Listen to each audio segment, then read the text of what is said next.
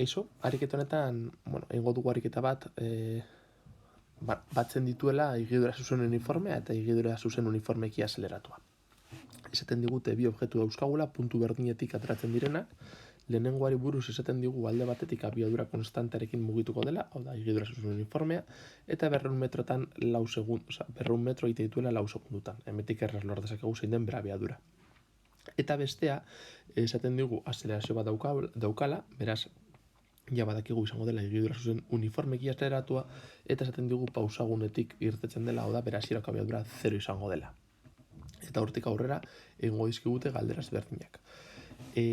Aurreko bideoan, justo higidura zirkularreko bideo bat agertzen zen ilargia lurraren inguruan, hitz egiten genuen azelerazioaren inguruan, zelan dagoen azelerazio tangentziala eta azelerazio normala edo zentripetua, esaten genuen azelerazio normala agertzen zela ibilbidea kurbatuta zegoenean. Kasu honetan daukagu lerro zuzen batean, horregatik ditzen da higidura zuzen, zuzena. Horregatik azelerazio normala 0 izango da beti, eta gertuko den azelerazio bakarra da tangentziala. Ez dugu, beraz beti jarriko dugu azelerazioa. Azelerazio honekin ari gara azelerazio tangentziala edo azelerazio totalari buruz hitz egiten zeraitik. Normala beti 0 izango delako. Bakarrik argipen hori, ze batzuetan bideo batean azaltzen dugu gauza bat, bestean ez dugu azaltzen, eta pentsatzen dugu ari garela gauza ezberdinak erabiltzen ez, baina gauza honetan, ariketa honetan beti azelerazio normala 0 izango denez, jartzen dugu azelerazioa eta listo. Egin ditugu lehenengo bi atalak. Lehenik eta behin goratzea HZ-uren kasuan hau bezalako ekuazioak agertzen zaizkugula, eta HZ-uaren kasuan honelakoak, bale? Gorriz jarri ditut kasu honetan ezberdintzeko gorputz bakoitzan erabiliko ditugun ekuazioak. Ados. Eskatzen digute lehenengo objektuaren abiadura. Abiadura beti izango da distantzia zati denbora, eta kasu honetan ematen digute 4 segundutan egindako distantzia, beraz, egiten dugu zatiketa, eta lortzen dugu. Gainera, esaten digute dela abiadura konstantean, beraz, badakigu beti izango dela hau bere abiadura. Ja lortu dugu, hemen agertzen den V hau izango da gure A gorputzaren abiadura.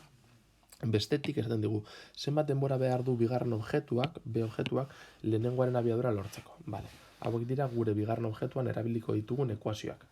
Eskatzen digute, azkenean abiaduri buruzko galdera bat egiten digute, beraz jartzen dugu hemen, V objektuaren abiadura izango da bera hasierako abiadura gehi azelerazio bider denbora. Beraz, sartzen baditugu datuak, edozein momentutan, bigarren objektuaren abiadura izango da 0, ze azkenean bere hasierako abiadura geldiunetik hasten denez 0 izango da, gehi 5 biderte.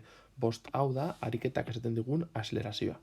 Beraz, gu badakigu abiaduraren adierazpena izango dela 5 biderte. Eta jakin nahi dugu noiz izango den abiadura lehenengoaren berdin, hau da 50 metro segundu. Beraz, hori sartu beharko dugu abiaduraren lekuan, eta lortzen dugu 50 berdin 5 biderte. Askatzen dugu denbora, eta lortzen dugu 10 segundu. 10 segundu pasatu direnean, B gorputzak lortuko du lehenengo gorputzak daukan abiadura berdina. Ez du esan nahi leku berdinan egongo direnik, baina bai abiadura berdina lortuko dutela. Pentsatu hau, B gorputza 0rekin hasten dela, eta gero zate abiadura handiago izango duela, eta aldiz besteak beti abiadura berdina. Galdetzen digute, 10 segundu horietan, ea zenbaten gorputz bakoitzak egindako distantzia. Distantziaren ekuazioak izango dira posizioaren berdinak, beraz eraliko dugu lehenengo eta hirugarren ekuazio hauek, eta teren lekuan sartuko dugu 10 segundu hauek. Esan bezala, A gorputzaren posizioa izango da, ekuazio honetan isa 0, hasierako posizioa 0 da, gero ondoren bere abiadura bider denbora. Jakin nahi dugunez, non egongo den 10 segundu pasatu direnean, denboraren lekuan 10 jartzen dugu. Eta lortzen dugu 500 metro egin dituela, imaginatu gutxo gara, esango 500 metro hemen egongo dela. Hau, 10 segundu pasatu direnean. Bestetik, egiten badugu berdina, B gorputzarekin, erabili behar dugu ekuazio hau, hasierako posizioa 0, hasierako abiadura 0, bat zati bi, azelerazioa 5 da, eta baitare denbora 10 segundu. Egiten badugu hau ikusten dugu 250, hau da. 10 segundu igaro direnean, bakoitza egongo da posizio ezberdin batean. Ikusi dugunez abiadura berdina daukate, baina posizioak ez dira berdinak. B gorputzak egin du A gorputzaren erdia. Gogoratu hau 0 abiadurarekin hasi dela, eta justo hemen lortu duela bestearen berdina, gero.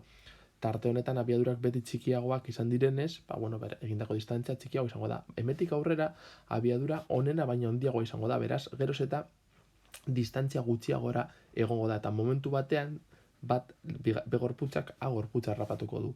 Eta hori da galdetzen diguna de ariketak. Zenbat denbora behar duen bigarren objektuak lehenengo harrapatzeko. hau buruan sartu. Bi gorputz elkartzen direnean, harrapatzen direnean, talka egiten duten nahi duzuena, azkenean inposatzen dugun baldintza da A gorputzaren posizioa eta B gorputzaren posizioa berdina izatea. Posizio berdina badaukate, horrek esan nahi du leku berdinean daudela. Orduan, A gorputzaren posizioaren ekuazioa hau da sartzen ditugunean datuak, eta B gorputzarena hau da datuak sartzen ditugunean. Beraz, bi posizioak berdintzerakoan egiten dugu 50 berdin bat zati bi bider bostek arratu. Vale, hemen teak bi lekuetan agertzen direnez, kentzen ditugu, baina kontuz. Hau ja baldintza bat da, bi teak kentzerakoan ari garen esaten da, emaitza posible bat dela T berdin 0. Baina hori ez dugu kontuan hartuko zergaitik. T berdin 0, hasieran bi gorputzak batera zeudela, hori aurretik badakigu, hau da, ez da interesatzen zaiguna, guri galdetzen digute ea noiz errapatuko dion.